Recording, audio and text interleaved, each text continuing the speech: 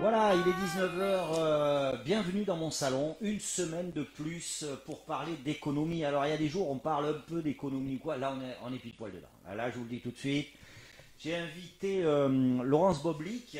Bonsoir Laurence. Bonsoir. Laurence, vous êtes présidente de la CPME, hein, Oui. 87, CPME Haute-Vienne. Donc vous allez nous expliquer un peu ce que c'est que la CPME.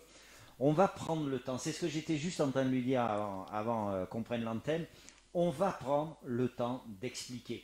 C'est vrai que bien souvent, moi c'est pour ça que je fais ce genre d'émission, c'est parce que bien souvent en France, je trouve on n'a pas une très bonne image des patrons, on n'a pas une très bonne image de l'entrepreneuriat. Alors moi je suis d'accord, hein, je suis d'accord qu'on n'ait pas une très bonne image, mais après avoir entendu, après avoir été voir, après avoir écouté les gens qui le sont, et après on se fait une idée. Allez, on va faire donc comme tous les soirs, hein, chaque fois que vous venez dans mon salon, je vous le rappelle, le boss ici, c'est moi. Donc si c'est moi, pas d'agression, pas de jugement en vitesse comme ça, même si on est sur internet, ça n'empêche pas le respect. On a le droit de ne pas être d'accord avec Laurence Boblic, on a le droit de ne pas être d'accord avec moi, mais on le dit gentiment. Hein, on le dit gentiment, on essaie de poser des questions tranquilles. Hein, c'est pas un défouloir, mais je sais qu'il n'y a pas eu de problème jusqu'à présent, et je compte sur vous pour qu'il n'y en ait pas plus. Bien évidemment, vous le savez, j'ai ma petite manie, ma manie à moi, c'est le son. Je vois que Fabien Géraud est déjà là. Fabien Géraud, bonsoir. Bien sûr, je me doutais que tu serais là, Fabien, c'est obligatoire. Le roi de l'entrepreneuriat sur Limoges. Fabien, ben c'est toi là, tu es là, donc il va falloir que Bonsoir tu me Fabien. dises, voilà, il va falloir que tu me dises si on nous entend bien. Voilà, allez, on va commencer cette petite émission avec le côté un peu perso, hein, toujours. Laurence Boblic, d'où arrivez-vous? Qu'est-ce qui vous a conduit jusque-là? Allez, on va commencer par les études. Qu'est-ce que vous avez fait comme études, Laurence Boblic? Alors déjà, je suis pas originaire de Limoges. Ça part mal, hein, ça Ça part part mal. Eh mal, ben hein. oui, bien Et sûr. alors en plus, quand vous allez savoir d'où je suis originaire, ça va encore moins bien partir. Je suis originaire de ce qu'on appelle aujourd'hui le 9-3. Le 9-3, Montreuil. Voilà, je Montreuil. suis née à Montreuil. Très bien. Donc j'ai vécu à Paris une bonne dizaine d'années. Mes parents étaient restaurateurs, donc fille de D'accord. commerçants, et petite fille d'agriculteur, puisque j'ai un papa qui était aveyronais et une maman qui était corrézienne, donc le plateau. Donc je suis arrivée à Limoges, j'ai fait mes études Limousin, Renoir. Après j'ai commencé une fac de droit. D'accord. Et puis les événements de la vie ont fait que je me suis arrêtée en cours de route. J'ai travaillé, donc j'ai travaillé dans le commerce. Et puis, à un moment, je suis partie de Limoges. Et en fait, je suis revenue par amour, on va dire, puisque Ah, c'est souvent cette histoire-là. eh oui, eh oui. Donc, j'ai rencontré à Limougeot pure souche. Et donc, j'ai posé mes valises à Limoges. Très bien, voilà, ben ouais, c'est ça souvent le Limousin, hein, on y vient un peu comme ça et puis On y reste. finalement, on y reste. Merci Fabien pour le retour sur le son, merci Dominique aussi pour le son. Dominique, j'en profite pour te dire à demain, hein, à La Rochelle, puisqu'on se voit à La Rochelle demain, mais moi je fais mes petites affaires, hein, vous savez. Ah ouais. Alors, on va commencer, allez, avant d'arriver jusqu'à la CPME. Mhm. Moi, je voudrais savoir ce qui fait qu'à un moment donné, une femme comme vous... Ah, Samia Rifo est là. Ah, Elle vous dit bonsoir bonsoir. Samia. Hein. Elle vous dit... Samia, elle est là à toutes les émissions. Hein. Un Ah, jour, elle va fidèle. venir. C'est une Elle fidèle. va, elle va venir ici. Je vais l'inviter. Il faut que... Je pense très souvent à Madame Rifo parce que ça me... Voilà, me travaille. Il faut que je trouve comment l'inviter dans de bonnes conditions. Mais ça le fera, j'en suis certain. Donc, ma première question, elle est... On a une vie, on a une famille, on a des occupations, on a le boulot, etc. Qu'est-ce qui fait qu'à un moment donné, on se dit, ben, tiens, allez, le soir, je vais ressortir un peu, je vais aller faire des réunions, je vais aller rencontrer des gens qui ne sont pas en plus toujours d'accord avec moi, alors qu'il y a un bon film qui passe à la télé, on aurait pu tranquille mettre le pilou-pilou. Qu'est-ce qui fait, pourquoi ça vous démangerait à ce point-là d'aller dire, tiens, je vais aller faire un truc pour le collectif? Tout d'abord, je pense que c'est mes origines. J'ai toujours vécu dans le commerce, donc une vie sociale, aimer parler, aimer les gens, donc c'est la base. Après, c'est vrai que mon métier a fait que bon, j'étais un peu enfermée dans un bureau et pas très habituée à l'être. Donc, je me suis dit, il faut que je sorte de là. Quand on travaille, qu'on est mère de famille, etc., bon, les créneaux de liberté, ils sont assez courts. Donc, ben, la solution, c'était de s'engager sur son territoire, dans la vie économique, puisque ça Mm. correspondait à mon job. Donc, j'ai eu des mentors, on va dire, puisque j'étais jeunette à l'époque par rapport à ces mentors. Et c'est souvent des hommes qui m'ont Mm. dit, tu devrais venir là, dans une assoce, tu devrais commencer à t'investir dans la vie économique de ton territoire, etc. Donc, mon premier pas, ça a été de rentrer à l'association de la zone industrielle Nord, Ouais. puisque travaillant en zone Nord. Donc, ben, j'ai fait mes armes dans cette assoce, ça m'a plu, j'ai rencontré des gens super que j'aurais certainement jamais rencontrés. Mhm. Donc, j'ai une ouverture d'esprit. Comme vous le disiez tout à l'heure, on n'est pas toujours d'accord, mais au moins il y a un débat. Donc, euh, c'est toujours riche dans L'échange, son ouais. parcours, Mm. dans les échanges. Donc voilà, ça a commencé comme ça. Et puis petit à petit, bah, les années ont passé, je me suis un peu plus intéressée de plus en plus. Et puis un jour, ben, on m'a proposé de devenir la présidente de la CPME. Alors j'étais déjà à la CPME comme membre actif, on va dire. Et puis Pierre Coineau, qui était le président de l'époque, m'a dit, bon, moi je me retire, puisqu'il s'est engagé à l'époque en politique, puisqu'il s'est C'est engagé vrai. Mm. auprès de la mairie de Mm. Limoges. Et il m'a dit, bon, je ne peux pas faire les deux, est-ce que éventuellement ça t'intéresse, etc. J'ai dit, pourquoi pas, c'est un challenge, super, mais par contre, moi je veux bien y aller, mais il faut qu'il y ait des gens derrière moi. Je ne veux pas aller toute seule et je ne veux pas aller contre les gens. Donc il fallait qu'il y ait une symbiose dans tout ce petit monde, ce qui a été le cas. Et donc je suis devenue comme ça présidente. Donc ben, ça va faire 7 ans. Elle le dit bien, hein, elle explique tranquille. Non, c'est impeccable, c'est impeccable. Alors, bonsoir Jean-Marie. Voilà, si vous avez des questions, je vous rappelle, n'hésitez pas. Elle est là pour répondre. C'est pas une fois qu'elle sera partie qu'il faudra chouiner, que vous n'avez pas pu poser vos questions, hein. Bon.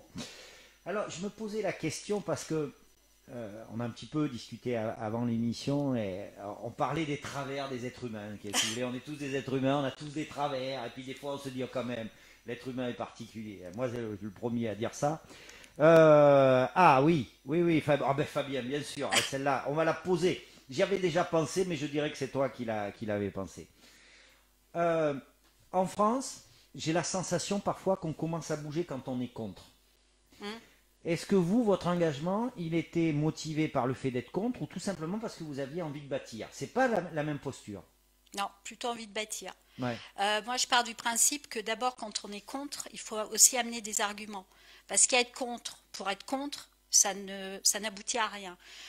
Je suis parfois contre, mais j'amène des arguments constructifs. Parce que si on construit rien, on n'avance pas. Donc, plutôt constructif que contre. Bon, voilà. Fabien, on va y arriver là on arrive sur ta question là. Mais d'abord, j'en avais une petite à poser.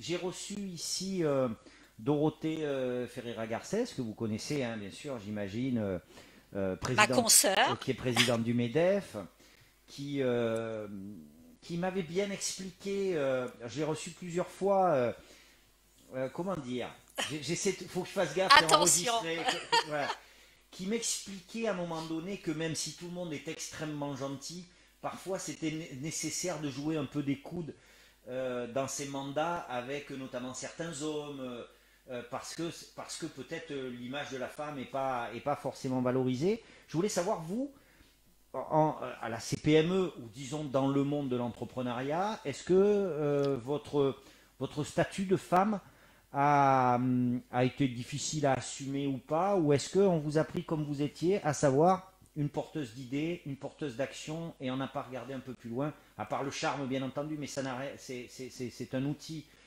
comme un autre. Oui. Bah, je crois que moi, je me suis plutôt servie du fait d'être une femme. Ouais. Euh, j'ai toujours, enfin, imposé. J'ai un caractère, Mm, il est ce qu'il est. mm, J'écoute, mais je suis déterminée aussi. Donc, j'ai plutôt eu de la bienveillance ouais. de la part des hommes. Comme je vous le disais au début, quand je suis rentrée dans ce système, j'avais une trentaine d'années à peine. Donc, j'ai plutôt trouvé de la bienveillance. Je n'ai pas trouvé de mur en face de moi où je n'ai pas ressenti la problématique d'être une femme. Alors, c'est vrai que je suis dans un milieu d'hommes en plus. Hmm. Puisque nos entreprises dans le TP et le BTP, c'est plutôt Plutôt les des hommes, oui. milieux Hmm. d'hommes. Hmm. Nos salariés en majorité sont des hommes, Hmm. même si on a quelques femmes. Mais ça m'a jamais posé de problème. Alors vous, à titre personnel, ça vous a pas posé de problème. Et là, on arrive habilement à la question de Fabien De Fabien, sur l'entrepreneuriat au féminin. Savoir un peu quel était votre avis. Est-ce que déjà il y a nécessité de l'envisager en tant que tel? Est-ce que c'est un particularisme ou pas? Je ne sais pas. Moi, j'ai pas forcément. Enfin, j'ai un avis, mais je ne vais pas le dire. hein. Est-ce que les femmes prennent assez leur place ou pas? Ou est-ce qu'elles sont, elles se victimisent elles-mêmes? Je le fais exprès, ça. C'est une Oui. question un peu provocatrice, mais on peut aussi se poser la question par rapport à ça. Et vous, quelle est votre vision au sein de la CPME? Alors, on expliquera plus en détail ce qu'est la CPME, etc. Quelle est votre vision de l'entrepreneuriat au féminin? Donc, il y a plusieurs choses. D'abord, est-ce que l'entrepreneur... Moi, allez, je vais me lancer. Allez, Je vais vous dire, moi, ça allez. m'agace. Il y a des trucs, ça m'agace. Je comprends, je vois bien, il y a des clubs d'entrepreneurs femmes qui se créent et tout. Et j'ai un peu de mal à voir où est la plus-value. Mais peut-être parce que je ne suis pas une femme, déjà. Et Je peut-être parce confirme. que, voilà, et voilà, je trouve que c'est pas assez gaillard, moi, comme je dis. Mais bon, ça n'est que mon avis. Est-ce que l'entrepreneuriat au féminin est une véritable thématique qui doit être abordée en tant que telle, pour vous? Pour moi, je ne pense pas que ce soit la priorité. On est un homme, on est une femme, on est entrepreneur. Point. Je pense que c'est plutôt les qualités humaines, c'est les motivations, c'est les compétences. Aujourd'hui, comment peut-on faire le choix entre un chef d'entreprise homme ou femme? Peu importe, c'est simplement qu'il faut que ce soit quelqu'un d'humain, il faut que ce soit un gestionnaire, il faut qu'il ait une vision assez parfaite de son métier, il faut qu'il ait plusieurs cordes à son arc, puisque aujourd'hui, dans une TPE ou une PME, le chef d'entreprise, il est à peu près à tous les postes. C'est clair? Donc il faut qu'il ait une connaissance de son métier qui soit parfaite. Et je pense que la problématique, enfin, moi je dirais plutôt la problématique, ouais, d'être un homme ou une femme, pour moi, il n'y en a pas. D'accord. Voilà. On en profite pour saluer Stéphanie, hein. Stéphanie, Je vous le dis parce que ma petite c'est Stéphanie, la directrice. Bon, elle est petite. Bon, elle n'est pas si c'est petite ma que ça. secrétaire Oui, je sais bien, générale. je la connais depuis des siècles et des siècles. Oh, Je la peut-être remercie pas, d'ailleurs parce que... c'est pas sympa de dire Ah, ça ça, fait quoi. longtemps. Non, mais parce que moi je suis vieux, mais voilà. Mais... Et je la remercie d'ailleurs parce que bah, c'est elle, hein, Ah ouais, qui a tout à fait fait. que vous êtes là aujourd'hui. Euh, la deuxième partie de la question de Fabien, c'est quel rôle les clubs de femmes d'entreprise peuvent-elles jouer dans le paysage entrepreneurial? Alors c'est une question un peu étrange, je trouve moi, mais vous, qu'est-ce que ça vous inspire? Alors nous, au sein de la Hmm. CPME, on a un club de femmes qui s'appelle le club des EAF, donc des femmes, chefs d'entreprise. D'accord. Euh, alors pourquoi on a monté ça? Alors moi surtout, j'avais dit attention, on n'est pas le MLF, on n'est pas là pour sortir le drapeau, nous sommes des femmes, nous sommes les plus fortes. En fait, c'est pas ça à la base. C'est d'abord de se serrer les coudes, parce Mhm. que c'est vrai que dans cette société, c'est pas toujours facile de pouvoir s'exprimer dans ces métiers-là, Mhm. dans les métiers de chef d'entreprise. Surtout que les personnes que je côtoie, elles sont vraiment dans des métiers complètement différents, dans l'industrie, dans le commerce, dans les services. On va dire que c'est des super nanas parce que c'est des femmes qui ont le punch, les compétences, qui se battent, qui ne regardent pas leurs heures, mais comme peut faire un homme, donc il n'y a aucune différence. Et nous, on a monté ça parce que ça va plus loin dans notre démarche. C'est-à-dire qu'on parle de nos problématiques, de ce que l'on peut rencontrer en tant que femme, Mhm. en tant que maman, parce qu'il y a des jeunes, hein, il n'y a pas que des femmes d'un âge plus avancé comme moi. Donc, toute cette toutes ces personnes-là ont une vie de famille, ont une vie d'entreprise. Et donc, on a monté ce club que dans cette optique-là, c'est de partager, c'est le partage. Ça se passe très bien. On fait encore rentrer des femmes, mais on invite des hommes aussi. Ben voilà, Voilà, c'est on déjà n'est pas mal, pas parce qu'on a besoin d'échanges de points de vue. bien sûr. Et puis, comme tout le monde le sait, un homme et une femme, ils ne fonctionnent pas de la même manière. Donc, c'est riche. Moi, j'allais se dire, moi, j'ai pas d'avis. Puis vaut mieux pas. Ça vaut mieux moi que je demande aux gens ce qu'ils pensent plutôt qu'on me demande à moi. Par contre, Fabien, Oui, effectivement, alors, résume très bien ça. Il dit, un entrepreneur n'est pas un ou une ouais, entrepreneur n'est ouais, pas forcément un chef d'entreprise. C'est un entrepreneur de sa vie qui se projette, qui prend des risques et qui a une démarche. bien sûr. Voilà. Ben oui, parce que ce qu'il faut quand même mettre en avant, c'est qu'un entrepreneur, comme le dit Fabien, c'est quand même quelqu'un qui met en jeu sa vie, Mm. à la fois privée, souvent privée, parce que ce sont ses deniers, et c'est un vrai engagement, et il met ça dans un pot commun. Donc si tout fonctionne très bien, si ça fonctionne mal, il y a beaucoup de choses qui explosent. On reviendra sur ce statut d'entrepreneur parce que l'entrepreneur a aussi à un moment donné, et une responsabilité et un impact sociétal. Bien Parce que sûr, quand il met ces trucs dans le pot, il ne faut pas oublier que ça crée des richesses, bien sûr, ça crée de l'emploi, ça crée des bien choses sûr. comme ça et que tout le monde en Il profite. fait vivre des Voilà. familles. C'est pas Donc, forcément toujours celui qu'il faut qu'on montre du non, bout du doigt parce qu'il a eu le malheur de gagner un peu d'argent avec tous les risques ouais, qu'il a pris. Alors, on va arriver à la CPME. oui. Qu'est-ce que c'est que la CPME? Alors déjà, c'est la Confédération des petites et moyennes entreprises. D'accord. En France, on a ce que l'on appelle les TPE et les PME, et ensuite on a des plus grosses structures. Le tissu français, c'est à 95-97% de TPE, de PME. Aujourd'hui, on a à peu près 3 millions de salariés qui travaillent dans les TPE, les PME. On a à peu près 150 000 entreprises. C'est 85% du tissu privé. Si on reprend la Haute-Vienne, aujourd'hui, on a à peu près, enfin nous, dans notre CPME, par exemple, nous avons environ 450 entreprises, nous avons d'autres structures beaucoup plus importantes, ça représente à peu près 1000 entreprises. On a des fédérations qui viennent s'ajouter. On a à peu près entre 6 et 9 000 salariés. Ça représente à peu près 6 à 9 000 salariés.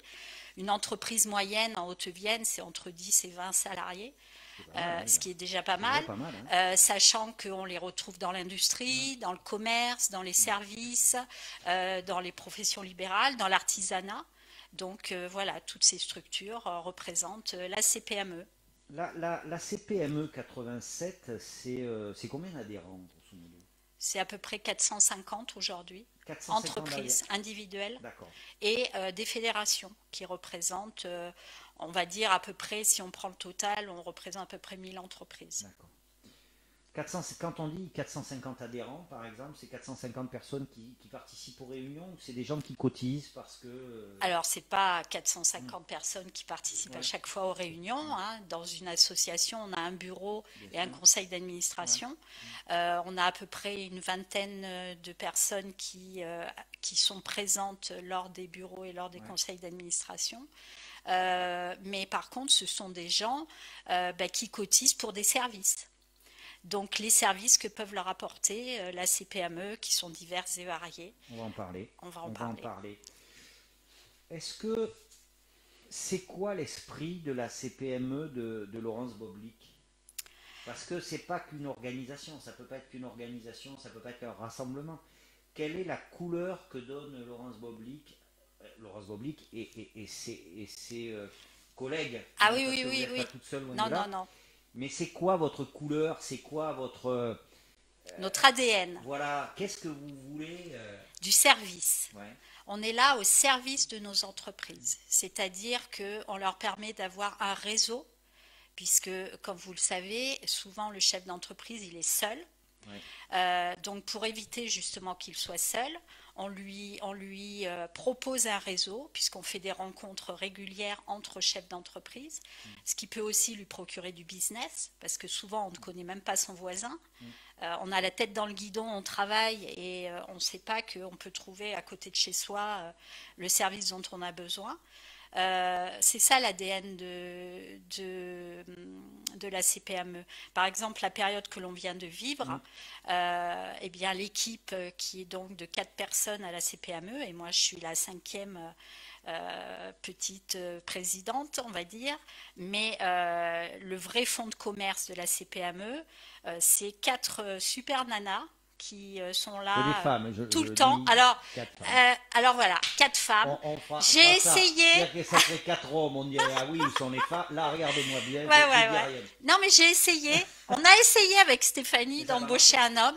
Mais On non. n'en a pas trouvé. On On n'a n'en pas a pas trouvé. trouvé. On Non, n'a mais pas trouvé les non. compétences. Alors là, bon, écoutez, Vous moi, voyez, ça on arrive. n'en a pas Ça arrive. trouvé. Elles n'ont pas trouvé d'hommes sur Eh le ben non. territoire. Bon, Bon, on écoutez, n'a pas pensé à vous, je ne sais. désolé. Ah, mais moi, je peux pas. Puis Stéphanie est très bien. Il y a pas, Voilà. il y a Alors on pas a de souci par Stéphanie, rapport on à a ça. Anne-Sophie, on a Carole, on a Tiffany. Donc toutes ces jeunes femmes font du très bon travail et la CPME existe grâce à elles. Moi je suis que le petit chapeau, mais on s'entend super bien, on travaille dans le même sens, on a les mêmes envies. Et surtout, elles ont été présentes toutes, et ça je tiens à le souligner, pendant la Covid, hein, que l'on vit. J'avais eu Voilà, Stéphanie, j'avais déjà fait une interview avec Stéphanie en visio voilà. pendant la Covid. On avait détaillé. Et On va redétailler. elles ont été là tout le temps, présentes pour les chefs d'entreprise qui étaient pour beaucoup dans le désarroi, dans l'attente. C'est un C'est- point sur lequel je voulais revenir. Est-ce que à un moment donné, bon, la CPME existait avant, Bien sûr, existera elle existe après, depuis 44. voilà. Donc ça va. Vous n'étiez pas né, moi Non, non plus. Stéphanie, je suis pas sûr, mais ouais. je suis pas certain. Je ferai Je pas la pense main que au vous allez feu. avoir un Ouais, commentaire. je vais avoir le commentaire. Euh, on peut dire à un moment donné que les gens qui adhèrent à la CPME ou au MEDEF et tout, il y a effectivement ce besoin ou cet intérêt de ne pas être tout seul, Bien ça sûr. c'est intéressant. Il y a effectivement aussi les services que vous proposez, faut pas le nier. Euh, Est-ce que cette crise n'a pas apporté un autre sens à ce rassemblement, à cette communauté que représente la CPME pour des chefs d'entreprise, vous nous le direz sans doute après, mais qui, euh, qui ont peut-être un peu perdu pied, qui se Bien sont sûr. sentis en difficulté, et là, cette notion de collectif a eu tout de suite une autre dimension. Oui, oui, oui, bien sûr. On avait, Stéphanie a Mm. eu des personnes, des chefs d'entreprise au téléphone, parfois dans un désarroi vraiment Mm. immense. Elle est restée je crois que le pire, ça a été quasiment 1 heure Ouais, avec un chef d'entreprise. Elle savait pas si elle allait le retrouver le lendemain. ouais. Donc, on a vécu quand même des situations graves. Tout ça parce que les gens n'avaient plus de visibilité. Ils risquaient de tout perdre, comme vous le disiez, on le disait tout à l'heure au début. Ils mettent leur denier dans les entreprises, du temps, mais de l'argent. Quand vous perdez aussi vos salariés, parce que vous faites quoi? De quoi est fait demain? Est-ce que vous allez pouvoir reprendre votre métier? Est-ce que vous allez pouvoir... Si on prend l'exemple, par exemple, des restaurateurs. Aujourd'hui, les restaurateurs, pour certains, ils sont fermés depuis plus d'1 an. Mm. Euh, la, la façon de se projeter dans l'avenir était vraiment très compliquée.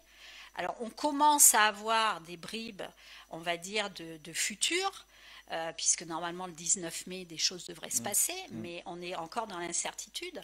Donc, pour un chef d'entreprise, le fait d'avoir cette cohésion, on a fait avec Stéphanie des zooms Mm. régulièrement, c'est-à-dire qu'on a essayé de garder le contact, parce que ça, c'était aussi très important.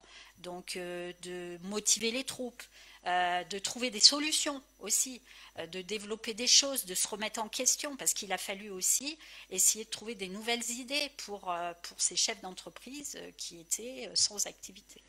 Alors on va y arriver. Moi, je fais exprès, hein, je fais durer parce que je sais qu'on va arriver à la crise. Ouais, On va parler de la crise parce qu'il y a eu plein de bonnes choses de faites, mais je voudrais aussi qu'à un moment donné, on soit conscient que la crise elle va s'arrêter et Ouais. qu'il va y avoir autre chose Ouais. et qu'il y avait un avant. Donc c'est pour ça que je veux bien qu'on dresse le tout. J'en profite pour saluer Nicolas Yardin. Bonsoir Nicolas, merci d'être venu. Et non Stéphanie, j'ai pas décidé d'être désagréable. C'est que honnêtement, je sais pas si tu étais né en 44 ou pas. Bon, c'est de l'ignorance, hein, c'est tout simplement de l'ignorance, ça n'a rien à voir. N'hésitez pas à poser vos questions.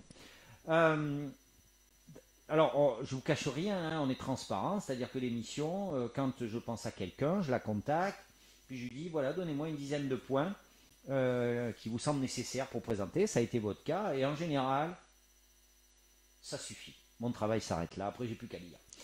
Voilà. Et là, il y avait quelque chose qui m'a interpellé dans les points que vous m'avez mis. Vous m'avez mis l'engagement, c'est pour défendre les intérêts des entreprises. Donc là, laissons de côté la Covid, on y Ouais. reviendra après. Ok. En quoi y a-t-il besoin de défendre les intérêts des entreprises? Qu'est-ce qui, normalement, la logique voudrait qu'on accompagne les entreprises, qu'on encourage les entreprises? Qu'est-ce qui fait qu'aujourd'hui, on ait besoin de se poser la question de savoir qu'il y a des intérêts à défendre?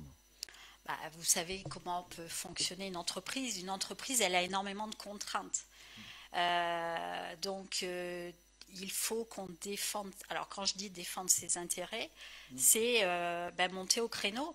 On a un président qui s'appelle François Asselin, qui est à Oui, Paris, que j'ai interviewé. voilà, Oui, oui, il y a quelques années. qui représente toutes ces entreprises et qui, lui, ben, va défendre leurs intérêts directement devant les ministres, devant le président de la République quand il faut, parce qu'il faut qu'on fasse évoluer les législations.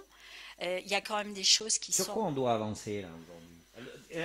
Hors Covid. Hein, hors Covid. oui, parce que la Covid va nous amener d'autres choses. Mais dans l'absolu, voilà, il y a des points qui vont Bah, rester. il y a des problèmes financiers, il y a le problème de l'impôt sur des sociétés, il y a le problème des quotas. Comme vous le savez, quand on dépasse 50 salariés, on passe dans une structure beaucoup plus importante avec un tas d'obligations supplémentaires. Enfin, toutes ces choses administratives. On est quand même dans une société, dans un pays très bureaucratique. Donc, les dossiers pour les entreprises, pas besoin de vous dire qu'il y en a un certain nombre. Donc il faut essayer aussi de faciliter le travail aux chefs d'entreprise. Parce qu'une entreprise, elle est quand même là pour développer un savoir-faire, pour exercer un métier, et non pas tout le temps pour se prendre la tête avec de la paperasse, avec des dossiers, etc. Alors, je vais le faire exprès. Non, il y a besoin d'informer, vraiment, et je suis toujours effaré de voir à quel point, en France, on ne connaît pas le monde des entreprises. Des petites Des petites entreprises. entreprises. Mais même des grosses, on ne sait pas comment fonctionne une grosse entreprise, on se fait une image. Moi, je vais me faire l'avocat du diable, vous dites oui, alors il faut défendre les intérêts, tout ça, c'est pour que le patron il gagne plus. Non. Vous voyez, donc c'est ça. Alors, ça sert à quoi? Ça sert à quoi qu'il y ait des réformes fiscales par rapport aux entreprises? Ça sert à quoi qu'on allège le travail administratif? Est-ce qu'on peut parler d'investissement dans l'outil, de travail? Est-ce qu'on peut parler d'embauche? Est-ce qu'on peut parler... Je pense qu'il faut sortir de cette représentation peut-être un peu simpliste, un peu linéaire, qui consiste à dire, eh ben, le patron, il vend des trucs, il fait travailler des gens, puis la différence, c'est tout dans sa poche, et c'est pour ça qu'il est millionnaire. Oui, bien sûr. C'est un peu ça. Hein. Ouais, c'est tout à fait ça. Et C'est d'ailleurs, l'image c'est pour qu'ont ça beaucoup de que, gens. Hein. bien sûr, parce que les gens, en fait, c'est quoi une entreprise? À la base, c'est un métier. C'est quelqu'un qui s'installe pour mettre en avant son métier, pour vivre de son métier. Mais bon, dans une entreprise, à part les artisans qui peuvent travailler seuls, souvent, il faut quand même un certain nombre de salariés pour développer son entreprise, justement. Donc, ça veut dire que nous allons faire travailler des salariés qui, eux, vont pouvoir nourrir leur famille. Donc, voilà, ça, c'est un lien. Et puis, il y a un échange. C'est un échange. Hein. C'est un savoir-faire, en contrepartie, un salaire. Voilà. Et donc, quelque chose de normalisé, Voilà. avec un droit du travail, avec des choses très réglementées. Et ensuite, c'est développer l'entreprise. Le but, c'est de se développer, trouver des nouveaux produits, des nouveaux marchés, et donc de grossir. Alors après, c'est la volonté de chacun. Il y a des gens qui veulent rester dans une structure Tout à assez fait. petite, Tout à fait. mais il y a des gens qui ont envie de se développer, pourquoi pas à l'international, Bien faire sûr. de l'export, etc., suivant le produit, suivant les process Mm. qu'ils ont. Et donc, en France, tout ça est très normalisé. Donc, on a quand même un souci français, je crois, c'est que je crois qu'on n'a pas le droit de gagner de l'argent en France. C'est-à-dire qu'un chef d'entreprise, à partir du moment où il fait des profits, on a l'impression qu'il met tout dans sa poche. Mais il faut savoir qu'il a des investissements, qu'il a des remboursements de crédit, qu'il faut qu'il paye, il a des charges fixes. Il a des process, il a un tas de process de développement, tout ça, ça coûte de l'argent. Il y a des locaux, enfin, tout un tas de choses qui font que la marge qu'il peut retirer de son travail, elle est très petite en proportion de tout ce qu'il investit et de tout ce qu'il dépense. Donc il ne faut pas croire que Ça, le c'est clair. résultat qui arrive dans une Mm. caisse, ça va directement Ça dans dure pas une longtemps, hein. poche. Ça dure pas Voilà, longtemps si ça il y va a des directement dans la impôts, poche. comme vous Ouais. le disiez, il y a la fiscalité, il y a Mm. les charges sociales, il y a les salaires, bien sûr. En fait, ce qui reste dans la poche du chef d'entreprise, proportionnellement au chiffre d'affaires qu'il fait, c'est assez petit. Donc, pour gagner un peu plus, eh ben, il faut développer son chiffre d'affaires. Et ça passe par tout ce que je viens de vous expliquer. Moi j'ai souvent pensé qu'il manquait un peu à l'école, on fait de l'éducation civique, il manque un peu, je trouve, d'éducation à l'entrepreneuriat. On n'en parle jamais. C'est un peu dommage parce que déjà c'est passionnant. Non, mais Oui, honnêtement, c'est des oui, histoires de vie, hein, c'est des c'est des histoires. vies, Moi, c'est c'est des ça vies. qui me passionne un peu. C'est des histoires de vie et puis c'est aussi une façon de comprendre certaines mécaniques. Bien Et sûr, c'est intéressant et je pense vraiment que c'est quelque chose à porter, à savoir de l'éducation, de la sensibilisation à bien l'entrepreneuriat. Ça ne sûr. veut pas dire que tout le monde deviendra chef d'entreprise demain, mais ça veut dire que même si on est salarié, si et c'est pas du tout péjoratif, hein, ça n'a rien de péjoratif, ça veut dire qu'on pourra se positionner autrement dans l'entreprise parce qu'on comprendra en partie comment elle fonctionne. Bien sûr, Et je pense qu'on sera plus sur une notion de collaboration qu'une notion bien sûr, d'employeur bien salarié. sûr. La Voilà. hiérarchie, c'est une chose, mais c'est Oui, plus de la bien collaboration. sûr. À la CPME, justement, on se rapproche de l'éducation nationale par rapport à ça pour pour expliquer et faire comprendre aux jeunes. Alors, ça peut aller du collège, du lycée, de la Mm, fac, mm, savoir ce qu'est une entreprise, quel est mm. l'aboutissement d'une entreprise, pourquoi une entreprise, et surtout essayer de leur expliquer que chacun peut devenir un jour chef d'entreprise, c'est-à-dire de prendre en main son destin. Parce que Ah, c'est, c'est comme clair. vous disiez, C'est clair. c'est une vraie histoire de vie, C'est clair. l'entrepreneuriat. Alors, pour prendre en main son destin, alors je ne sais pas si je vais la dire la question parce que Ah, Fabien, Fabien! non mais ceci dit, c'est une thématique qui, quand je l'aborde avec certains chefs d'entreprise, le vivent très mal, hein. Donc, on va voir. Ah, Bon, je sais que vous vivez pas mal, hein, il n'y a pas de souci. Euh, alors, avant, Stéphanie nous dit la CPME mène une action école-entreprise et c'est effectivement très important de communiquer le plus tôt possible, c'est ouais, clair. ouais. Et elle trouve que vous êtes synchro. Ben, bien sûr, mais c'est pas pour rien qu'elle est présidente, hein. Ah, tu sais, les Ouais, mais c'est présidents, qu'elle est bien entourée. ils ont quelque chose, ça vient avant le reste, hein, avant les autres. Alors, Fabien Géraud, je me Ah, redresse, Fabien dit le régime de la micro-entreprise, nouveau nom de l'auto-entrepreneur, a été créé en 2009 ouais, et a permis d'encourager la création d'activités. Là, jusque-là, c'est vrai. ouais, Près de 70% des nouvelles créations d'entreprises optent pour ce système aujourd'hui, mais 55% d'entre elles sont économiquement actives et font un chiffre d'affaires moyen de 17 000 euros à l'année. On pourrait rajouter qu'il y en a aussi une énorme partie qui ne fait quasiment rien, hein, ouais. en termes de chiffre d'affaires. Quel est votre avis sur ce système? Alors, je suis un peu partagée. Merci Fabien.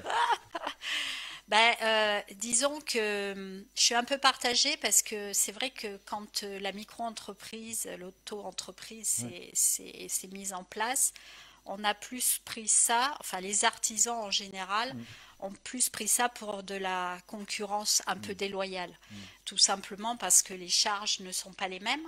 25%. Voilà, Ouais. ces entreprises-là Mm, peuvent se permettre, quand vous leur demandez un devis, de faire des prix qu'une entreprise mm, dite normale ne mm. pourra pas faire puisqu'elle aura des charges beaucoup plus importantes. Après, Donc, elle a d'autres avantages qu'elle n'a pas. Au exactement. départ, juste pour repositionner, l'auto-entreprise, dans mon souvenir, puisque j'en ai eu une assez rapidement, il y a eu beaucoup d'auto-entreprises dans le consulting, il y a des choses comme Ouais. ça, il n'y a pas eu non plus que des artisans. C'était aussi la rapidité pour Voilà. monter une Et boîte. c'était, alors moi j'ai trouvé que c'était une véritable révolution Ouais. parce que c'était la première fois où j'entendais dire qu'on pouvait créer facilement une entreprise avec ce que l'on savait faire. Alors qu'avant on avait l'impression que devenir chef d'entreprise c'était un truc inatteignable. Ça c'était la première chose. Et la deuxième chose, moi j'avais compris à l'époque que ça permettait d'avoir une entreprise en complément d'autre chose, Mhm. en complément d'une activité et pas comme une activité à temps plein, où là se posent d'autres questions, effectivement, la question de la concurrence. Ouais.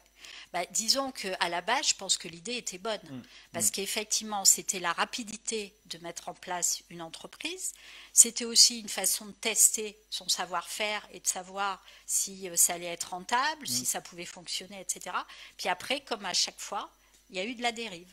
mm, C'est-à-dire qu'il y a des gens, d'abord, qui n'ont pas respecté les règles, qui ont fait beaucoup plus de chiffre d'affaires, mm, qui n'ont pas payé ni TVA, ni impôts, ni quoi que ce soit.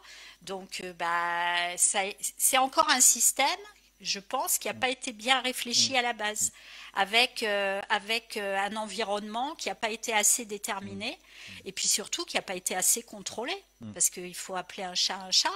Il y a Oui, eu mais quand on même. est trop occupé à contrôler les entreprises. Oui, voilà, c'est ça. C'est plus facile, on va Ouais, dire. bah oui, c'est ça. Mais sinon, Mm, l'idée à mm, la base était très bonne. Ça permettait à des jeunes, et puis il y a un autre paramètre, pour créer une entreprise, il faut un peu d'argent. Quand vous arrivez avec des idées, même si elles sont exceptionnelles, que vous mm, arrivez devant un banquier et que vous n'avez aucune, je veux dire, pas d'argent derrière ou pas de biens, il est quand même difficile de se lancer et de demander à un banquier 100 000 euros ou 200 000 mm, euros pour lancer sa boîte.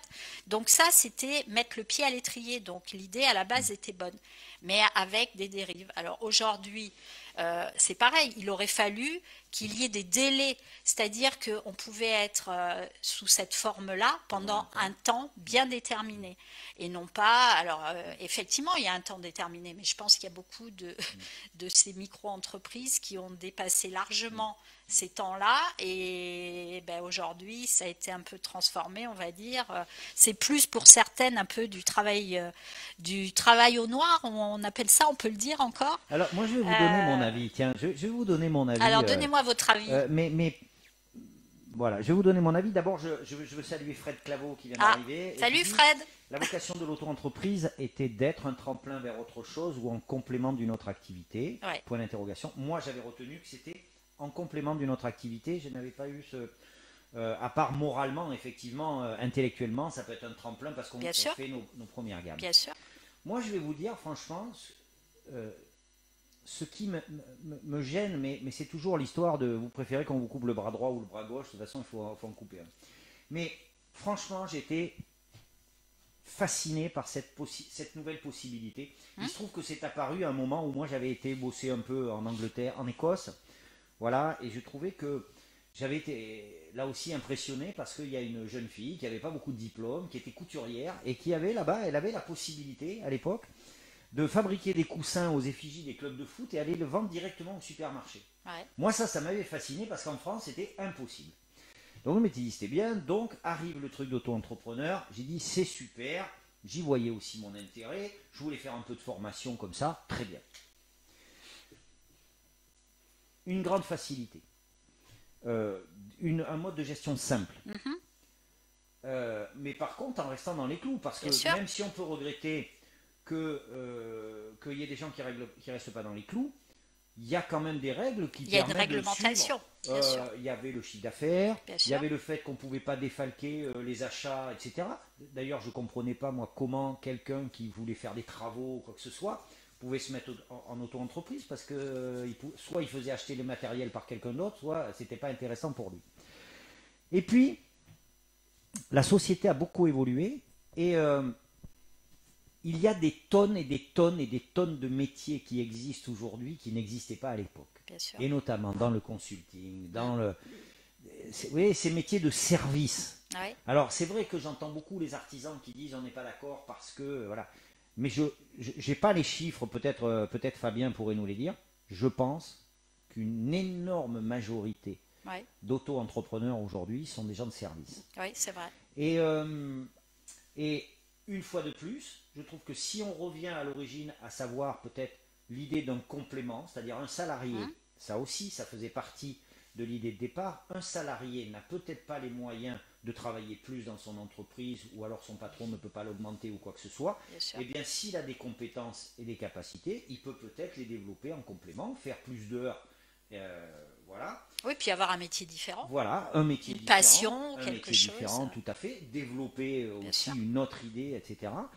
Euh, mais je pense quand même, alors ça n'appartient qu'à moi, que de fait, cette grande facilité Oui, fait se perdre beaucoup de gens, beaucoup d'énergie et oui, beaucoup d'argent. Mais ça n'est que mon avis. Hein, c'est vrai que, voilà, comme vous, je côtoie beaucoup d'entreprises, et je trouve que, alors, l'avantage, c'est que les gens ne peuvent s'en prendre qu'à eux, parce que c'est oui, un statut simple, c'est facile à faire, oui. etc. C'est peut-être Bon, difficile après de passer le cap. c'est ça, c'est De ça. passer le cap et de devenir une entreprise lambda, une SAS, une Ouais. SARL, peu importe. Peut-être que effectivement ce tremplin, pour certains, ben, ça reste un Voilà. tremplin, Ça mais nécessiterait peut-être un un accompagnement, hein, accompagnement. Je suis parce qu'il d'accord. y a peut-être une Je suis d'accord. déperdition, Je suis d'accord. et Ben, pourquoi pas. oui, c'est comme, vous savez, quand vous créez une entreprise, Oui, vous avez une semaine obligatoire oui. à la chambre de Mm, commerce, mm, mm. etc. Moi, ce que j'ai toujours regretté dans ce système-là, c'est le manque de suivi. Parce Mm. qu'effectivement, on donne un protocole, on va dire, une sorte de protocole aux futurs chefs d'entreprise, les choses de base, les choses Mm. basiques, mais après, on ne le suit pas. Donc, il repart avec une valise de choses à mettre en D'outils, place, ouais. Mm, voilà, mm, d'outils. Mais moi, je pense que ce qui serait intéressant, c'est d'avoir un suivi pendant une année ou 2 années. Parce qu'en fait, dans une entreprise, qu'est-ce qui est le plus compliqué? C'est les 2, 3 premières mm, années. D'ailleurs, mm. souvent, la fin de l'entreprise, elle arrive à peu près à cette période-là. C'est vrai, Donc, je pense qu'on perd des gens en cours de route c'est vrai. par ce manque de suivi. Ça, je suis d'accord avec vous. Alors, tiens, Fabien, effectivement, me confirme que la majorité des activités en micro-entreprise sont des activités de service aux Ouais, particuliers et ouais. de service aux entreprises. Et puis oui, j'avais un autre argument. J'avais oublié de le dire. C'est pas un argument, c'est une réflexion. Et je pense que vous serez d'accord avec moi. Je trouve que la prolifération des auto-entreprises ou des micro-entreprises, notamment dans le Dans le champ cercle. du service, Ouais, fait qu'à un moment donné, les prestations n'ont plus de prix.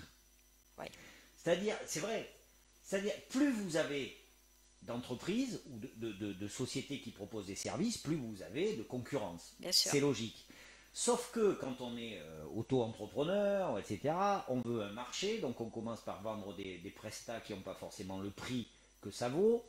Euh, vous donnez plein de noms différents à vos prestats. Si vous êtes chef d'entreprise ou particulier, vous en avez 10 qui défilent dans la journée, qui vous parlent de choses complètement différentes. Et puis se pose aussi la question, notamment sur certaines activités, de la régulation, des diplômes des gens pour donner du conseil, des choses comme ça.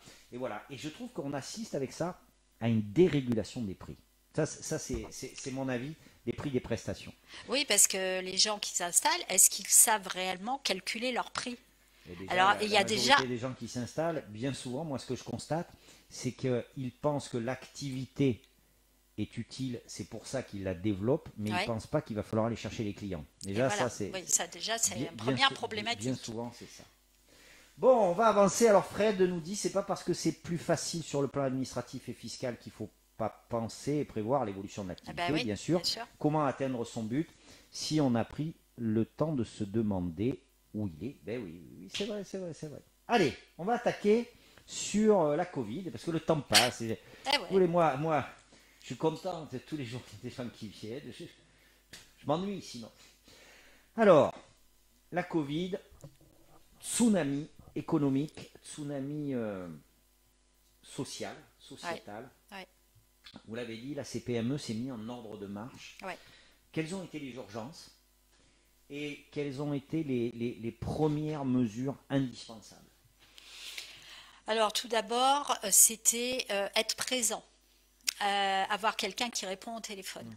parce que les chefs d'entreprise étaient perdus, comme tout le monde, hein, y compris l'État, puisque l'État, il a appris en Bien marchant sûr, aussi, bien hein. sûr. Donc on était tous logés à la même enseigne. Quand ça nous est tombé dessus, le 16 ou 17 mars, Mm. midi, tout était fermé. Euh, le temps de réaction, je pense que la majorité des chefs d'entreprise ont perdu leurs bras, leurs jambes, en se disant qu'est-ce qu'on va devenir, on n'a plus d'activité, etc. Donc la CPME s'est mis en ordre de marche, c'est-à-dire qu'on s'est dit que peut-on faire pour être présent pour nos chefs d'entreprise qui sont dans le désarroi. Alors, comme je disais tout à l'heure, déjà être présent physiquement, Mm. c'était compliqué, mais au moins au téléphone. Et ensuite, leur donner les premières prérogatives qui Qui nous arrive. arrivaient, des ministères. Alors, comme vous le savez, quand les ministères font des ordonnances, etc., c'est quand même assez compliqué. Mm. Donc là, la CPME, elle a fait des synthèses, des résumés, pour que tout le monde puisse comprendre leur vocabulaire et Bien sûr. ce qu'il fallait mettre en place. Et au fur et à mesure, je ne vous cache pas, je dois avoir un classeur à peu près de cette épaisseur Mm. de tout ce qui est sorti sur la Covid, sur la réglementation, sur les aides, sur tout ce qui s'est passé pendant toute cette période. Et alors après, c'est de diriger les chefs d'entreprise vers les aides justement. Alors les aides financières, les aides pour leurs salariés, chômage partiel, comment on le met en place, les organismes où il fallait s'inscrire. Pas besoin de vous dire qu'au début c'était des usines à gaz, c'était compliqué. L'inscription sur Internet ne fonctionnait pas. Les tuyaux, je pense, étaient bouchés, rebouchés, enfin plus rien ne fonctionnait. Donc là, on a eu la chance, nous, sur notre territoire, c'est qu'on a de très bonnes relations avec les institutions. Ouais, c'est ce que j'allais dire. Ça a été un moment, j'imagine, où vous avez pu capitaliser sur l'ancrage du Oui, territoire et oui, les relations oui, interinstitutionnelles, oui, interopérateurs. tout à fait. Et là, je les remercie chaque fois que je peux, parce Mm. que franchement, on était tous dans le même bateau. On a eu la directe, la direction du Mm. travail, on a eu l'URSSAF, on a eu L'URSSAF. les impôts, les services des impôts. Mm. On a regroupé tout ce petit monde. On s'est dit qu'est-ce qu'on peut faire pour venir en aide à tous ces chefs d'entreprise, alors quel que soit leur métier, puisqu'il faut Mm. réagir à tous les niveaux. Et franchement, tout le monde a été super C'est réactif. ce que je voulais vous Et demander. très vite, et Voilà. très vite. Est-ce que pour une fois, Oui, on a l'impression que tout le monde a fait les choses pour le bien commun? bien sûr. C'est ça? Oui, Vous l'avez c'est tout vraiment à fait vécu ça. comme ça? Moi, je l'ai vraiment J'ai vécu comme vu, ça. j'ai eu la préfecture, Oui, j'ai eu oui, Pierre oui, Massy, l'URSSAF aussi qui va venir dans cette émission, la CPAM hein, oui, qui a un rôle ouais. essentiel. Et on a l'impression que d'un seul coup, il n'y avait plus de barrières, il n'y avait plus d'intérêt propre, Non, il y avait des contraintes propres parce que ça a nécessité, on en parlait tout à l'heure avant l'émission, que chacun se mette en ordre de marche et je ne sais pas si tous les gens mesurent bien tout ce qu'il a fallu faire. Et derrière ça, une vraie démarche commune. ah oui, tout à fait. On a tous les services de l'État.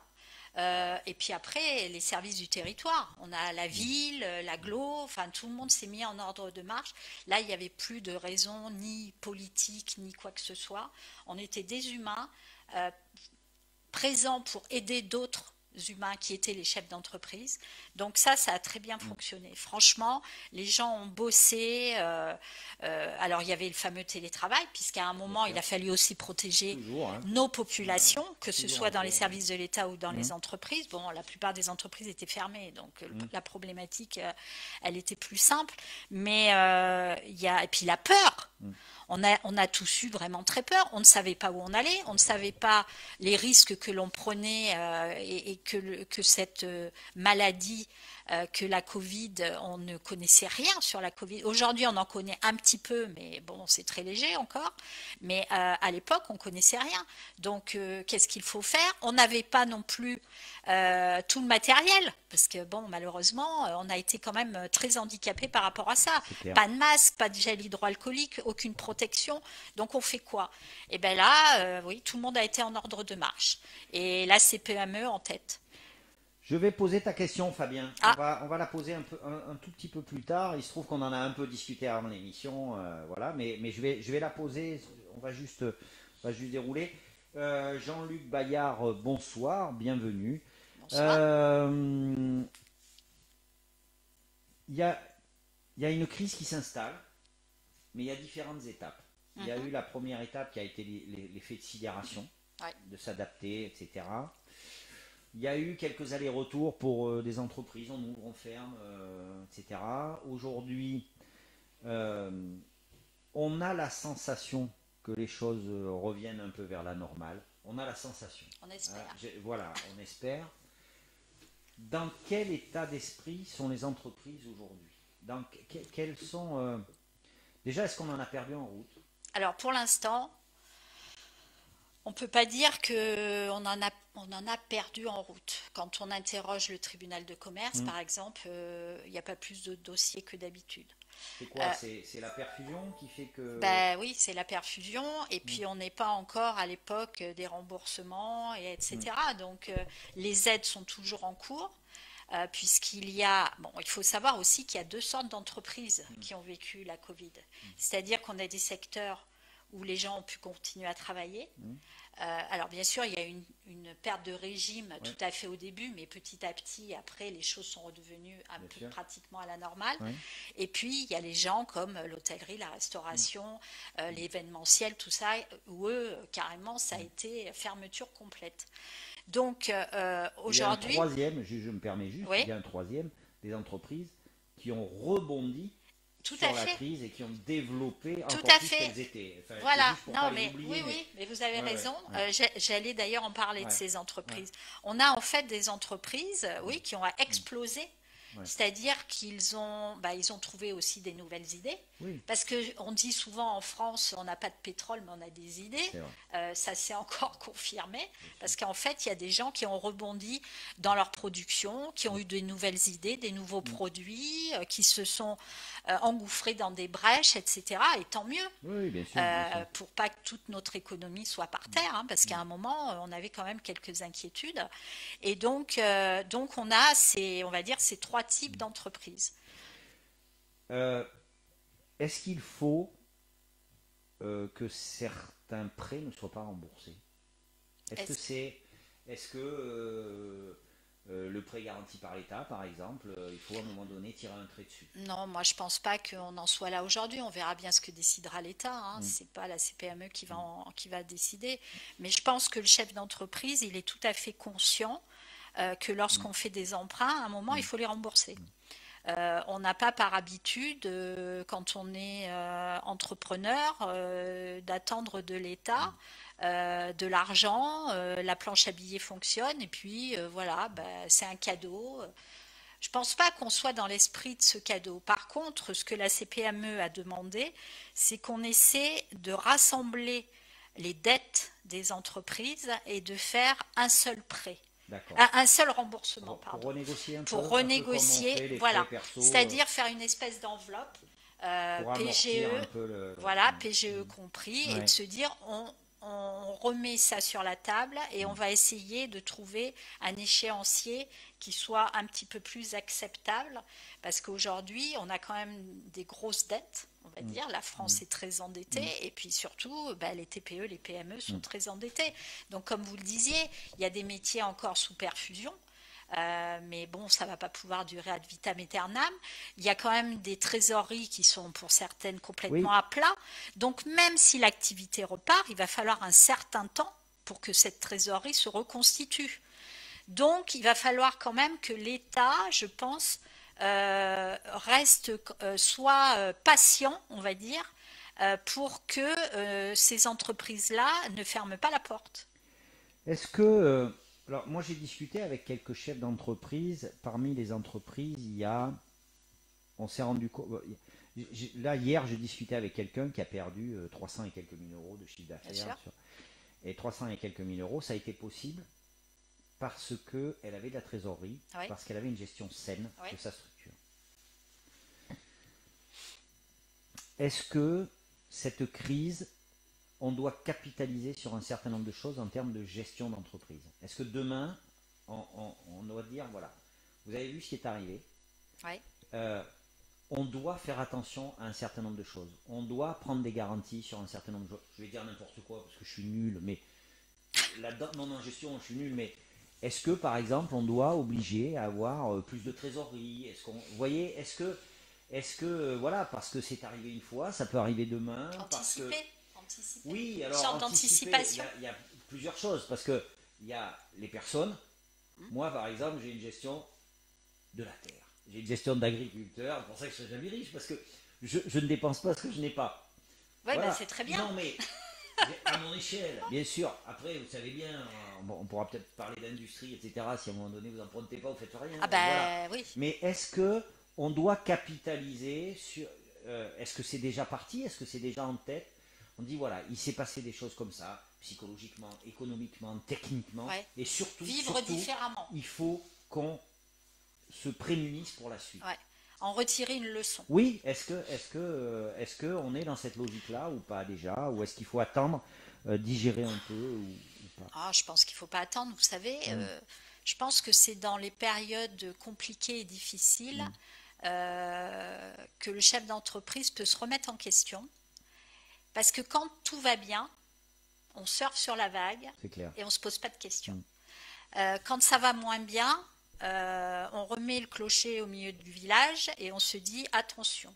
Donc je serais plutôt du côté, il faut qu'on en tire des leçons. Alors, les leçons, elles sont individuelles, suivant les activités, suivant la configuration, ce que vous disiez tout à l'heure. Il y a des gens qui ont mieux réagi parce qu'ils avaient une trésorerie, parce que leur activité leur permet d'avoir une grosse trésorerie, parce que une entreprise un peu ancienne, bon, qui a certaines habitudes, etc. Mais il ne faut pas oublier qu'il y avait des entreprises qui venaient de démarrer aussi. On avait par exemple, par définition, elles sont fragiles. oui, on avait par exemple des restaurateurs qui avaient ouvert 15 jours avant la fermeture totale. Donc tout ça c'est compliqué. Mais je pense qu'effectivement il faut qu'on en retire des leçons. Il faut qu'on se dise, voilà, ça peut arriver à nouveau. Donc on ne peut pas pallier à toutes les problématiques. Bien sûr. Mais il faut qu'on fasse attention. Voilà. Il faut être vigilant. Il faut être vigilant, mais c'est aussi le rôle du chef d'entreprise. Il y a un impact qui va être immédiat. Oui. Deux, il y a l'impact économique. Bien sûr. Ok, on va voir. Je pense qu'on mettra un peu de temps à l'analyser, parce que ça va pas. C'est pas parce que la crise va se finir que tout va se finir. Et puis il y a l'emploi. L'impact social. Voilà. Ouais. Et l'emploi, c'est toujours une sorte de balancier. C'est un peu particulier. On avait connu ça sur la dernière crise, je me rappelle. À un moment donné, grosse crise, beaucoup de licenciements. 2008. Qui dit licenciement dit perte de compétences et d'expertise. Les résultats, quand ça repart, on ne les a plus. Ouais. On est obligé de tout recommencer, de former, etc. Donc se pose plein de questions, formation, comment on fait, etc. Là, il y a certains secteurs déjà qui visiblement sont impactés. La restauration, par exemple. Qui ont perdu pour certains 50% de leurs salariés. Voilà. Et donc ça va poser des questions. Les façons de travailler. Moi, je le vois. À titre perso, je vois, on a beaucoup de collègues qui ont travaillé en télétravail et qui aujourd'hui sont plus performants en télétravail. Enfin, performants au sens quantité, mais plus performants en télétravail qu'en présentiel. Donc, il faut forcément l'envisager à un moment donné. Donc, entre ces aspects-là, c'est-à-dire la reprise de l'activité et la forme que ça va reprendre, quelle est votre vision ou vos questions, tout simplement, parce qu'on n'a pas forcément de réponse à tout. Non, on n'a pas réponse à tout. Je pense qu'il y a des métiers qui vont changer, des façons de travailler qui vont être modifiées. Effectivement, l'impact social, évidemment, il va être important. Il y a des sociétés, des structures qui vont malheureusement pas survivre. Donc, il va y avoir certainement du chômage. Alors, pour l'instant, c'est pas le cas. Mais on se rend bien compte, vous parlez de la restauration. Dans la restauration, aujourd'hui, il y a des gens qui ont changé de métier, carrément. Reconversion totale, parce qu'ils se sont dit, si ça recommence demain, je vais encore me retrouver au chômage partiel, je vais perdre un bout de mon salaire. On ne peut pas continuer comme ça. Donc, la restauration aujourd'hui a des soucis pour retrouver du personnel. Et je pense qu'il y a de nombreux métiers qui vont être modifiés. Vous parliez du télétravail. Alors, le télétravail, ça a été une grosse problématique. Parce que l'État nous a dit, il faut favoriser le télétravail. Mais ce qu'il faut savoir, c'est que vous avez des métiers qui ne sont pas du tout C'est adaptés au clair, télétravail. c'est clair. Moi, j'ai un métier. Alors, quand vous êtes dans des bureaux, vous êtes comptable, Bien sûr. tout ce qui est administratif, c'est un petit peu plus facile. Mais moi, j'ai des mécaniciens, j'ai des chaudronniers, des soudeurs. Là, il n'y a pas de télétravail. Enfin, tous ces gens-là en télétravail, Ça ça marche marche pas. pas, Ça hein. marche pas. Donc, tout n'est pas adaptable au télétravail. Et puis, il y a des gens qui n'aiment pas le télétravail. C'est clair. Moi, j'ai des salariés et j'ai discuté avec d'autres chefs d'entreprise. Il y avait des salariés qui suppliaient leurs chefs d'entreprise de ne Bien sûr. surtout pas repartir en télétravail pour plein de raisons. Parce que les gens se sont retrouvés dans des situations complexes. Bien sûr. Faire maîtresse d'école, garder les enfants, les petits-enfants, faire du télétravail à la maison, tout ça, c'était pas spécialement compatible. Mais je pense que ouais, dans notre société, on a des paramètres qui vont être modifiés par Vous rapport à ce pensez qu'on a qu'on va vécu. rester comme ça ou qu'on va vite revenir à l'ancienne? Moi, je pense qu'on va vite revenir à l'ancienne. Ben, Mais j'adore me tromper, mais c'est c'est un pas peu le grave. caractère du Ouais, français, ouais, ça. ouais. J'espère qu'on va pouvoir l'oublier, entre guillemets, assez vite. Ouais. Mais on gardera des séquelles quand même. Bon, On aura des séquelles. on va voir ça. Mais Allez, on va. j'espère que ça ne recommencera pas, surtout. Moi, j'espère la Et crise. Oui, qu'on bien va en sûr, voir la fin, bien surtout. sûr. Moi, surtout, ce que j'espère, c'est que il y a beaucoup. C'est vrai qu'on a la chance d'être dans un pays où beaucoup de décisions ont été prises pour maintenir l'activité. Je crois que Ah ben, ça, je c'est pense clair. qu'on a été un des Voilà, seuls pays européens voilà. à avoir autant été aidé. Et la réactivité de l'État, peu importe, sans parler Oui, politique, oui, hein, non, mais bien la sûr, bien sûr, réactivité bien de sûr. l'État a été quand Ouais. même assez exceptionnelle. Il ne voulait pas laisser des gens au bord de la route. Je pense que euh, on a pu sauver des milliers Ouais. d'emplois et des milliers d'entreprises. Alors c'est vrai que c'est super et il faut le reconnaître. Oui, Moi après je ne peux pas m'empêcher d'avoir une pensée pour toutes ces personnes qui ont perdu soit leur entreprise, soit leur emploi, parce que là c'est la double, voire la triple peine. bien sûr. Et quand je vois moi comment par moment je me dis ah mince tu peux pas aller faire tes courses parce que c'est pas l'heure, etc. Mais dans le même temps j'ai mon salaire qui tombe, j'ai mon avenir qui est toujours là. Et je pense qu'il va falloir qu'on soit très présent. Un peu moins individualiste. Voilà, il va falloir qu'on soit très présent pour accompagner tous ces gens-là, parce que cette crise avait ceci de particulier aussi, et ça a pu servir un peu peut-être d'amortisseur à un certain nombre d'entreprises et de chefs d'entreprise, euh, à savoir que c'est pas pareil d'être en difficulté quand on est dans son entreprise tout seul, et parce qu'on a mal géré ou alors on n'a plus de marché, et quand en fait on sait que toutes les entreprises subissent la même chose que nous. Oui, Ça peut à un moment donné se dire c'est pas que de ma faute.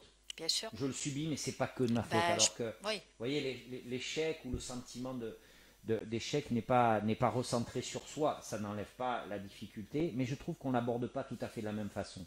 Ah bah, c'est clair, hein. Mm. Aujourd'hui, ce que l'on a vécu, c'est la faute de personne. Voilà, voilà. C'est la faute à pas de chance, on va dire. Bon, c'est un peu facile comme réponse, mais personne n'est responsable de ce qui s'est passé. Enfin, en tous les cas, moi, je j'ai pas lu dans la boule de cristal qui était la cause de tous Ah ces non, c'est problèmes. clair, c'est clair. Et le chef d'entreprise qui aujourd'hui a tout perdu, ou les salariés qui ont perdu leur travail, il ne faut pas qu'ils remettent la faute sur leur chef d'entreprise. Tout Et à le fait, chef tout à d'entreprise, il ne fait. faut pas qu'il se dise je suis responsable de tout. Parce que là, c'est un événement effectivement qui était non C'est maîtrisable clair. Et et, euh, mondial. et mondial. Mm, mm. Alors, quelque part, c'est compliqué, mais quelque part, c'est aussi une chance que ce soit Exactement, mondial. exactement. Ah, c'est Parce que sûr. là, tous les pays, Ça a plané les différences, hein. Ouais, exactement, c'est clair, et c'est tous clair. les pays Mm. aujourd'hui sont autour de la table pour trouver des solutions. Donc, c'est un avantage. Mario, je suis content de t'avoir. Par contre, tu me dis, on vous entend à peine. Tu es le seul à me dire Ah, ça. Alors, Mario, soit, Mario, alors, plusieurs possibilités. Tu as les oreilles bouchées, ton matériel ne marche pas, mais ça m'étonnerait puisque tu fais toi-même de la radio. Ou soit c'est que les autres sont partis sans rien nous dire, en nous disant, en pensant qu'on ne nous entendait ah pas et que bah c'était ouais. pas intéressant. Bon, en tout cas, si quelqu'un d'autre que Mario veut nous dire si on nous entend, c'est très bien. On se rapproche de la fin, hein. On se rapproche de la fin. Je voulais qu'on aille vers cette fin, alors avec la question de Fabien. Ah, encore? Fabien, oui, oui, non, mais il est très actif. Il est actif et proactif, Fabien. Et Fabien nous dit, Laurence est très impliqué dans le développement économique. La Haute-Vienne et le Limousin ont-ils un avenir? Ça, c'est une vraie question, forte, je trouve. Le territoire parvient-il à attirer de nouveaux arrivants? L'offre de transport est-elle un atout? Plusieurs questions.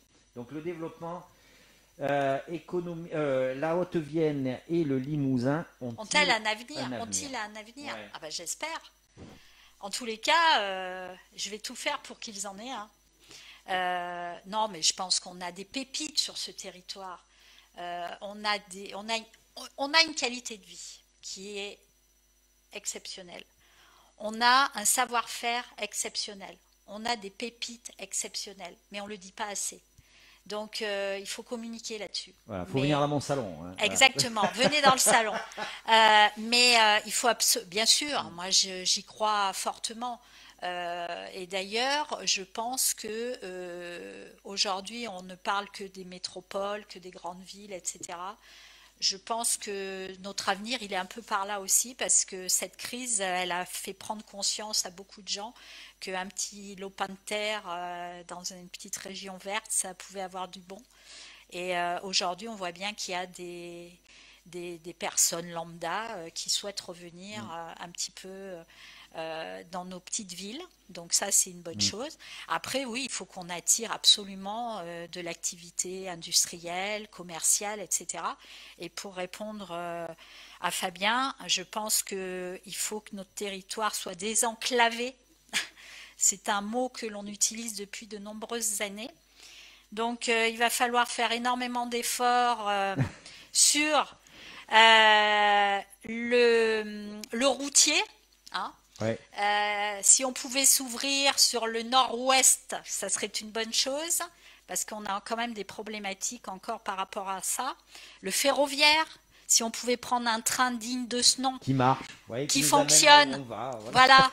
Voilà. Simplement, on Voilà. demande à ce qu'il arrive là Ouais, où on c'est veut ça, aller. c'est ça. Donc ça sera aussi une bonne chose. Bon, a priori, 2023, je crois qu'on va avoir des rames un petit peu meilleures, donc ça va s'améliorer. Il faut aussi que l'avion, hein, ça fait Mm. aussi partie des choses. On a un petit aéroport bien sympa et qui C'est demande vrai, qu'à se développer. c'est Mais vrai. pour ça aussi, il faut que les chefs d'entreprise prennent Il l'avion. faut qu'il joue le jeu. Il faut qu'il joue le jeu. Il faut Ouais, qu'ils ouais, jouent bien le sûr, jeu. bien sûr. Parce que moi, je sais qu'il y a eu des lignes d'ouvertes à une certaine période qui étaient demandées par les chefs d'entreprise, sauf que les chefs d'entreprise Ils n'ont pas n'y allaient utilisé. pas trop. Ouais, ouais. Alors bon, il y avait des tarifs parfois un peu dissuasifs, Mm. c'est un peu compliqué. C'est clair. C'est vrai que le relationnel avec les compagnies aériennes, bon, j'y connais pas grand-chose, mais d'après ce que j'ai pu entendre, c'est assez Mm. complexe. Ouais. Mais oui, il faut qu'on se désenclave. Ça, c'est un mot fort. Il faut que notre territoire s'ouvre. Et je suis d'accord avec Fabien, c'est une des problématiques où il faut qu'on trouve une grosse solution. Alors Mais on Fred est sur la Claveau, bonne voie. mais bien sûr. Oui, j'ai vu qu'il y a pas mal de gens qui se battent, hein. Ouais, Pierre ouais. Massy Pierre se se bat bat. énormément pour la 147. Voilà. C'est vrai que le côté Poitiers, il faut absolument qu'on Ouais. y arrive. C'est Après, ce pas ne sont pas des normal choses qui se font du aujourd'hui jour au qu'on lendemain. mette, pour faire 120 Non, km, 2 heures. qu'on mette 2 heures, Ouais, voire plus. ouais, ouais, ouais. Et accidentogène, Bien sûr. parce qu'il y a énormément d'accidents sur cette route. Comme le dit Samia Rifo, l'avenir se travaille tous ensemble. Alors, quand c'est elle qui le dit, je ne sais pas pourquoi, alors je la connais pas, je la crois, hein. Je pense Je pense qu'on effectivement peut la que croire. Samia Ouais, Rifo est quelqu'un qui a le sens du collectif, hein, tout je à fait. pense. Tout à Fred fait. Claveau, une note d'humour. Et notre TGV à nous est un train à grande vibration. D'accord? Je la connaissais Oui, pas c'est celle-là. vrai, Je la c'est vrai. connaissais À pas. C'est retenir. plutôt pas mal. On salue Françoise Dora. Ah, Hein? On Françoise. parlait tout à l'heure de l'histoire. De la Sans vouloir CPME, bon, manquer de on respect à parle pas Françoise de Dora. 44, Voilà, hein. non, parle pas, non. Ah non, mais après, elle va dire encore que c'est moi, elle va me tirer les oreilles, Françoise Dora. Non, non, non, on ne dit pas Ah 1900, non. ni d'ailleurs Ben, 1844. on Mais peut quelque part, alors lui rendre hommage, ça vieillit un peu, mais on peut effectivement, ça fait partie des personnes qui ont construit la oui, CPME, qui oui, s'appelait avant la CGPME. CGPME, Voilà. effectivement. Et Françoise, ben, j'ai travaillé avec elle quelques années et ça a été très agréable. Elle m'a appris beaucoup de choses. Donc, c'est une belle personne. Exactement. Alors, je vais en profiter pour faire un lien avec l'émission d'hier, parce que si vous avez l'occasion, vous pouvez aller sur le site emploi-nouvelle-aquitaine.fr. Vous verrez, il y a le replay, hein, de l'émission, comme il y aura le replay de cette émission. Et hier, je recevais Muriel Bouin, qui est directrice du Gérontopole. aujourd'hui Autonome Lab et très prochainement Gérontopole. Et enfin, j'ai trouvé vraiment c'était une très belle émission parce qu'elle a su très bien expliquer ce qu'il en était, comment c'était construit, les enjeux. Et moi, notamment, elle m'a interpellé parce que euh, j'ai reçu M. Lomberti, j'ai reçu Pierre Massy, je vous reçois vous, j'ai reçu M. Guérin, enfin, euh, Dorothée, etc. Et c'est vrai que tous m'ont à peu près dit, ben là, avec les nouvelles technologies, il faut qu'on développe le débit, le haut débit, etc. Et Mhm. comme ça, les gens peuvent venir travailler chez nous, ils viennent ici. Alors c'est vrai, ça s'entend, C'est vrai qu'on en a besoin. voilà, mais Muriel Boin, elle m'a dit, il faut aussi faire venir les personnes âgées. Parce que parce que c'est une économie aussi. Ah ben bien sûr, Et il ne faut pas le laisser de côté, cet aspect-là. bien Et sûr. effectivement, arriver à garder nos... C'est des consommateurs, Voilà, c'est des consommateurs, c'est bon pour le logement, c'est bien enfin, sûr, l'immobilier, il y a toute une économie bien sûr. périphérique, c'est bon pour l'emploi parce qu'il y a besoin de services d'aide à domicile, etc. Donc voilà, c'est juste un petit truc qui, moi, m'a interpellé. C'est vrai qu'on pense toujours aux actifs, mais les personnes âgées, c'est une économie à part entière. Et quand on a des atouts, des arguments, il faut aussi Ouais. peut-être jouer sur plusieurs tableaux. Et si je peux Hein. me permettre, en prendre grand soin de nos Ouais. personnes âgées, Et oui, parce que malheureusement, on a des structures aujourd'hui mm. qui laissent un peu à désirer pour certaines. Eh oui. C'est Mais il faut c'est aussi un beaucoup monde travailler sur la compliqué. professionnalisation. Hein. Voilà, tout Beaucoup, à c'est fait. compliqué. Stéphanie nous le dirait. Hein. Ouais. Ah oui. Stéphanie, elle se sent très vite concernée, bien sûr, par cette montée en âge. Bon, Oh la pauvre. Non, Stéphanie, mais je suis désolé, ça va rester ce qu'il enregistré. faut se dire, c'est Mm. que un jour, on sera tous vieux.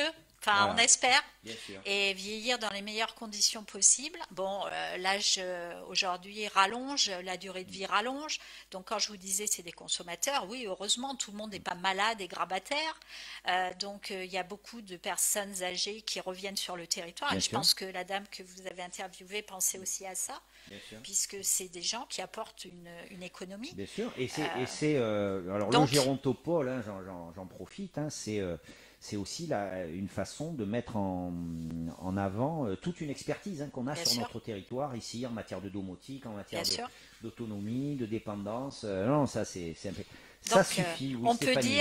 on peut dire qu'il faut de tout pour faire un Il monde. faut de tout pour faire un monde. Ouais. Allez, on va clôturer cette émission avec la dernière question qui est toujours la même. Françoise Dora qui dit super présidente, super secrétaire générale à la tête de la CPM. Tout le monde est super. Qu'est-ce que vous voulez bon, écoutez, on va les croire puisqu'elles le disent toutes. Là, on est en Limousin, Eh oui, hein, mais oui, mais et en oui. Haute-Vienne en particulier, donc tout est super. Alors, Laurence Boblik, la dernière question, c'est toujours la même en fait. Bien sûr, ça va arriver très tard dans un futur très lointain. Mais un jour, vous serez plus là. Vous allez laisser une trace et quelle est la trace que vous voudriez laisser? Qu'est-ce que vous voudriez qu'on dise de Laurence Boblik le jour où vous ne serez pas là? Et voilà, vous direz, voilà, j'aimerais qu'on retienne ça de moi. Qu'est-ce que vous aimeriez? Eh ben, ce que Et j'aime, je ne vous parle pas de la CPME là, je parle de Laurence Boblik. alors Laurence Boblik, bah, écoutez, Mettez-vous bien devant le micro parce que ça se trouve on va pas vous on va pas entendre. Eh m'entendre, oui, ça serait dommage. oui. Bah, Laurence Boblik, déjà, elle est très fière d'avoir une famille. Mm. C'est ma valeur sûre, on va dire, et c'est ce qui me fait avancer dans la vie. Donc déjà laisser un bon souvenir à ma famille, ça sera déjà une très bonne chose. Et puis ensuite, ben, d'avoir mis quelques pierres dans l'édifice et d'avoir eu un parcours avec une règle qui est toujours la même, qui est aider les autres, qui est être investi sur mon territoire, puisque c'est mon territoire qui me fait vivre. Mhm. Donc c'est à moi aussi de lui apporter des choses.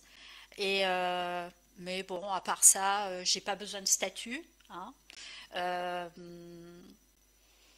que le monde soit meilleur, avec ou sans moi, et surtout qu'il y ait la paix pour tous, que chacun puisse trouver sa place, qu'on ne laisse pas des gens au bord de la route. Parce qu'aujourd'hui, dans notre système, il y a quand même beaucoup de gens qui sont à côté. Et ça, c'est un peu dommage, malgré tout ce qui est mis en place pour les aider. Mhm. On a bon, le handicap, ça vous connaissez. Oui. On a quand même des gens, l'inclusion, tout ça. On a quand même des gens qui sont pas heureux, on va dire. Mhm. Il y en a même qui se demandent pourquoi ils sont là. Mhm. Donc moi j'aimerais que tout ça soit des choses que l'on puisse ne plus parler de ça, parce qu'on n'est pas à l'abri demain d'être dans une situation équivalente. Donc voilà ce que je voudrais laisser, Un bon un souvenir.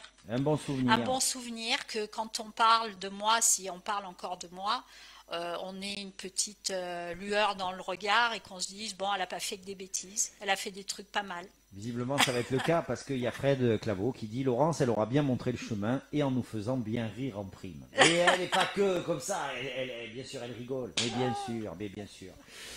Bien, ben merci beaucoup Ben, Laurence. J'ai merci passé un beaucoup très bon Bruno, moment avec moi aussi, vous. c'était très C'était sympa. vraiment agréable. Ouais. C'est une autre façon de parler de l'entreprise. Vous voyez, là, voilà, là, les dernières interventions, ça montre bien quand même que les patrons ne sont pas tous des gens qui Ce veulent sont des gagner gens des sous sans gentils, penser aux bien autres, sûr. etc. De toute façon, ça ne marche Et pas. puis, si je peux me permettre, on est tous dans le même bateau. Voilà, Une entreprise ne fonctionne pas sans salariés et des salariés ont des difficultés pour fonctionner sans chef. exactement. Donc, Exactement. voilà. Voilà, collaborons, collaborons. Collaborons. Dans le bon sens, bien sûr, hein, pas dans le bon sens. Voilà, ben merci beaucoup Laurent, Merci beaucoup c'était Bruno. super, merci. On aurait pu dire plein d'autres choses, Je on le reviendrai. refera, c'est pas un souci ça. On trouvera toujours le temps de discuter. Moi je vous remercie beaucoup, je remercie tout le monde, Stéphanie, Fabien, tout le monde, Samia, Fred, tout ça Merci à tous. d'être venus. Ouais. C'est toujours très agréable. Et puis je sais qu'il y a plein de gens qui ont déjà fait leur bagage pour profiter du week-end, etc. Mais dès demain, voire même dès ce soir, l'émission sera en replay. Merci de la faire voyager. Et puis voilà, hein, ça sert à ça. La semaine prochaine, on revient un peu de vacances et il y aura notamment l'URSSAF qui sera là. L'URSSAF qui va nous dire, qui va nous expliquer un peu quel a été son rôle pendant cette crise, un rôle primordial et qui n'est pas fini. Et puis d'autres, encore comme ça jusqu'au mois de juin. Allez, je vous libère, je vous souhaite une bonne nuit. Vous avez le droit de dire que du bien de cette émission. Salut, Merci au beaucoup. revoir. Au revoir.